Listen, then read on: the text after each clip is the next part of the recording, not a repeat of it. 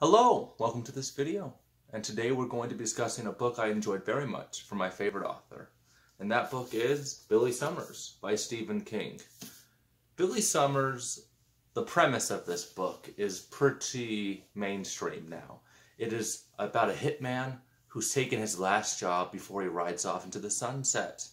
And things start to go wrong.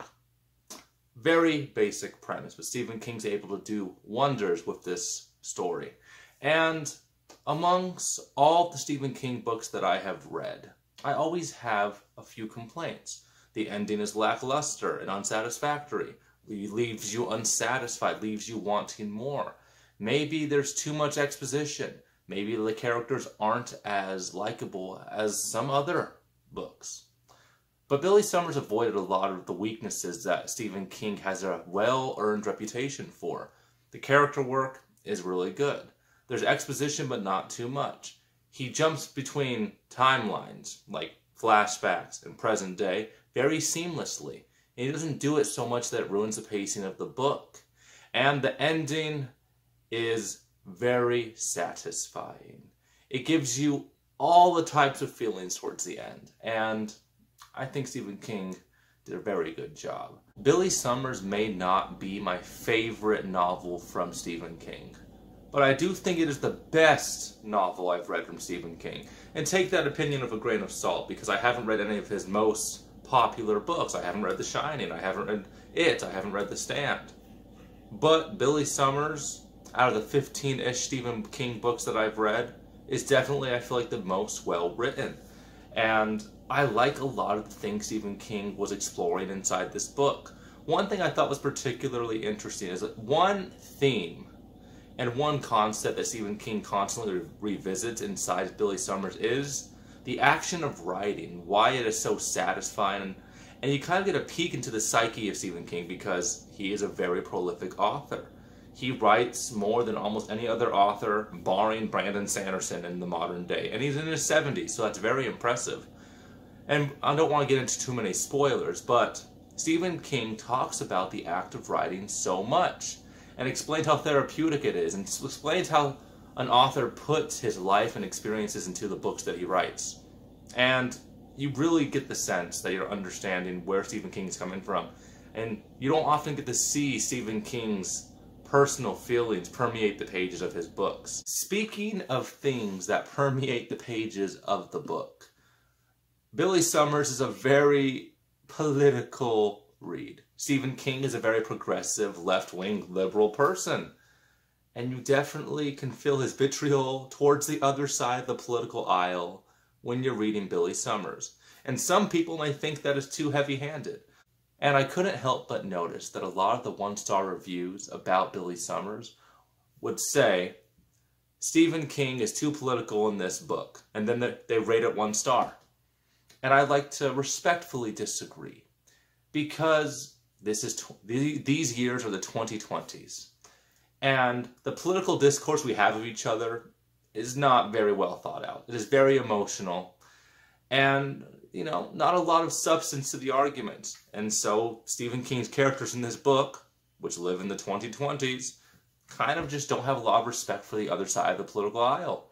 And that seemed very lifelike and realistic, and seemed very at home for someone of my age, which is 26, because that's kind of the only political environment I've been a witness to as I've been an adult.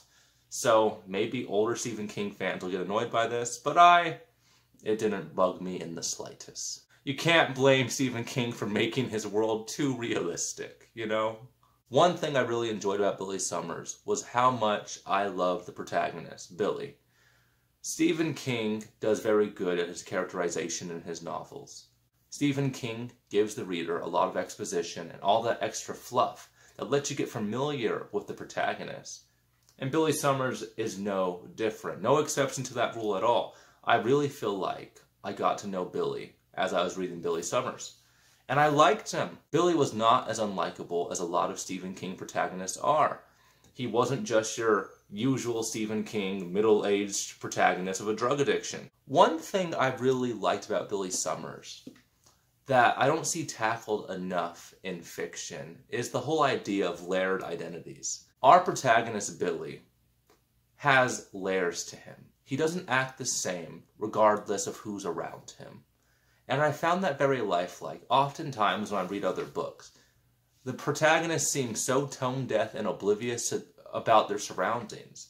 And they're always the same character no matter what. And that can be respectable. And there are some people in real life that are like that. But oftentimes we find those people very obnoxious.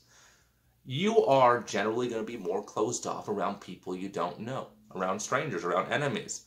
And I really like how Billy, in this book, changes kind of who he is depending on who is around him. And we get to see him open up throughout the story. It's kind of like we are a stranger to Billy in the beginning. And we don't get to see the true Billy Summers until the end. And that kind of coincides with all the other characters in the book getting to know the true Billy Summers. And I really liked that. I feel like Stephen King tackled that very well. And I haven't really seen any author kind of address this. Stephen King is an amazing author. I love him. I've been reading him for years. And I'll always be reading Stephen King. But he also does make some pretty glaring stylistic choices in his books. And he has a well-earned reputation for one thing in particular throughout the many decades he's been writing, and that is he's not very good at ending stories. And I haven't read all of Stephen King, so maybe I can't say that. But I've read about 15 books from Stephen King. And a lot of his endings are cut off, they're not satisfying, and you really feel like you want more. And some people will say it's because he wants you to constantly be reading him. You always want to be looking for your next Stephen King fix. But that is frustrating. And that can be exhausting as a reader because you're constantly irked when you think back on the books you've read from Stephen King. But Billy Summers is not that book. And I think, besides The Girl Who Loved Tom Gordon, it is probably the most satisfying ending from a Stephen King book that I have read. He definitely gives you the time to appreciate the falling action of the story. I really feel like I got the entire Billy Summers experience. I don't feel like the story needs to be revisited. I feel like I got all the emotions I needed. I got the closure I desired. And Stephen King does not always give his readers the closure. And he's been pretty upfront in some of his books that he kind of doesn't really care that we get the closure, because in real life, you do not get closure. Oftentimes, life does not leave you satisfied. And you will constantly be thinking back on the things that could have been. And that's how many Stephen King novels are. But Billy Summers is not that book. So, I'm just going to say it. I think Billy Summers is probably one of Stephen King's best books, at least out of the ones that I've read.